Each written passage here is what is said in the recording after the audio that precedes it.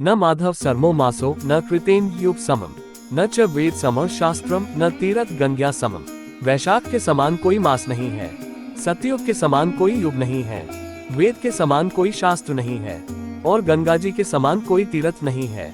उसी तरह अक्षय तृतीया के समान कोई तिथि नहीं है।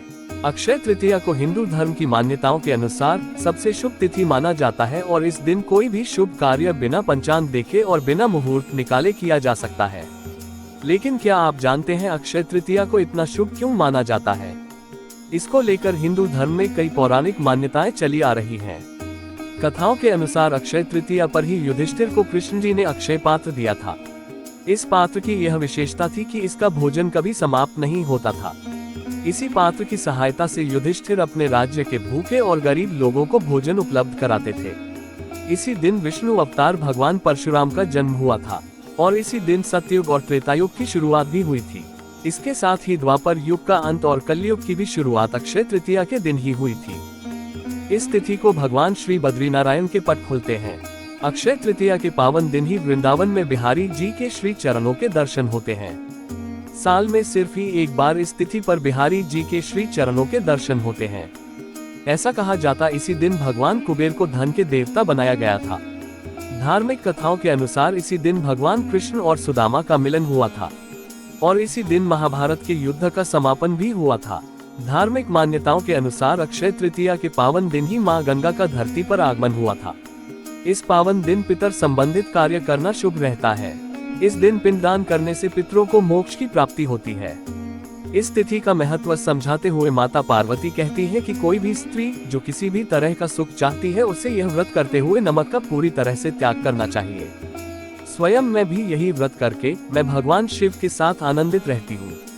विवाह योग्य कन्याओं को भी उत्तम वर की प्राप्ति के लिए यह व्रत करना चाहिए।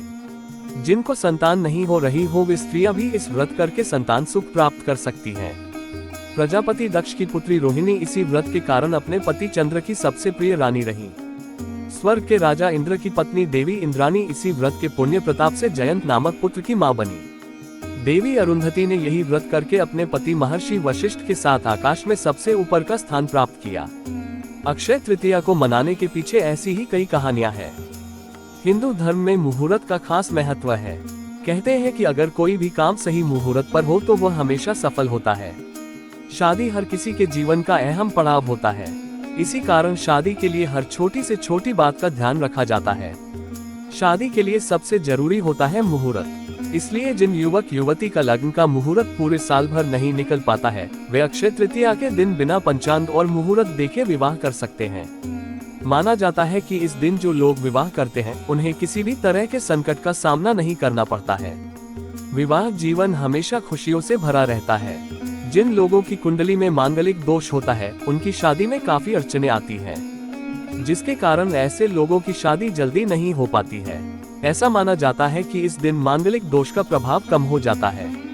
इसलिए अगर आप मांगलिक हैं तो इस दिन शादी करना आपके लिए शुभ होगा। अक्षय तृतीया जैसा शुभ मुहूर्त मां लक्ष्मी को प्रसन्न करने के लिए सबसे खास माना जाता है। इस दिन खरीदारी करने के साथ ही दान पुण्य करने का भी विशेष महत्व होता है।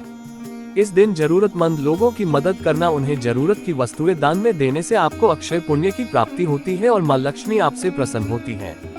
आइए अब जानते हैं इस दिन क्या क्या दान करना चाहिए और इस दिन किए जाने वाले उपाय।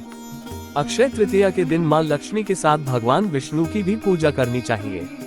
अक्षय तृतीया पर माता लक्ष्मी की विधि विधान से पूजा करने के बाद माता लक्ष्मी के मंत्र को कमलगट्टे की माला से जपना चाहिए। इसके साथ ही इस दिन गणेश जी का भी आवाहन करना चाहिए। ऐसा करने से भी मां लक्ष्मी प्रसन्न होती हैं और दाम्पत्य जीवन खुशहाल रहने का आशीर्वाद देती हैं। इस दिन मां लक्ष्मी को मखाने की खीर का भोग लगाने से आपके घर की संपत्ति में वृद्धि होती है। अक्षय तृतीया के दिन सोने चांदी के आभूषण खरीदना बेहद शुभ माना जाता है। अक्षय तृतीया के दिन सोना खरीद कर लाया जाए तो वह उनके पास अधिक समय तक न सिर्फ बना रहेगा बल्कि उसमें वृद्धि भी होगी।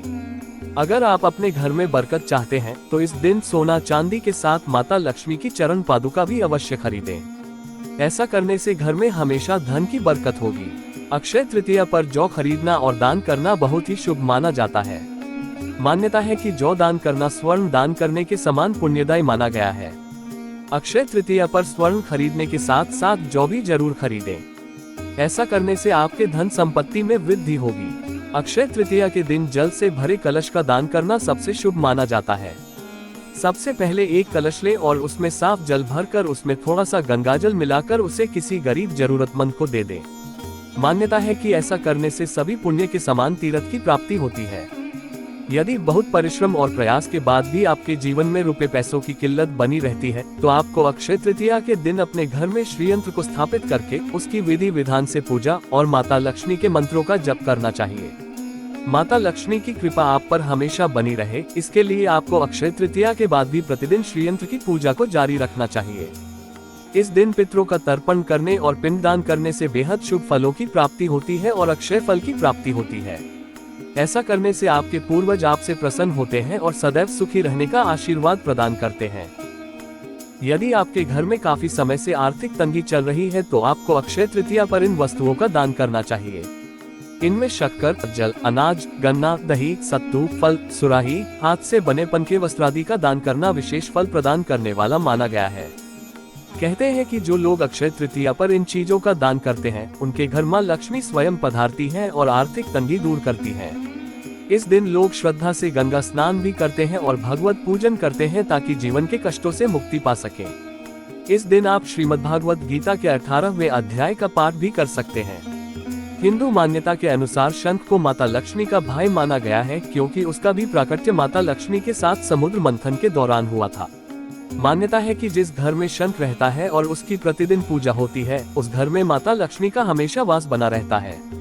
ऐसे में इस अक्षय तृतीया पर यदि आप सोना न खरीद पाए तो कम से कम एक शंख जरूर लाएं और उसकी पूजा करने के साथ प्रतिदिन शंख को बजाएं भी। इस उपाय को करने से आपके घर का धन और अन्न दोनों का भंडार भरेगा। अक्षय तृतीया पर गणेश जी की प्रतिमा घर पर लाना बेहद शुभ होता है। इस प्रतिमा को घर के मुख्य द्वार पर लगाएं। इस उपाय को करने से जीवन के सभी संकट दूर हो जाते हैं। देवी लक्ष्मी के समान ही कौड़ियां समुद्र से उत्पन्न हुई हैं। अक्षय तृतीया के दिन 11 कौड़ियों को लाल कपड़े में बांधकर पूजा स्थान में रखें। इसमें देवी लक्ष्मी को आकर्षित करने की क्षमता होती है। इस दिन केसर और हल्दी से देवी लक्ष्मी की पूजा करने से आर्थिक परेशानियां दूर होती है। और अधिक जानकारी के लिए हमारे चैनल को लाइक, सब्सक्राइब और कमेंट जरूर करें और अगली वीडियो के लिए इंतजार करें। धन्यवाद।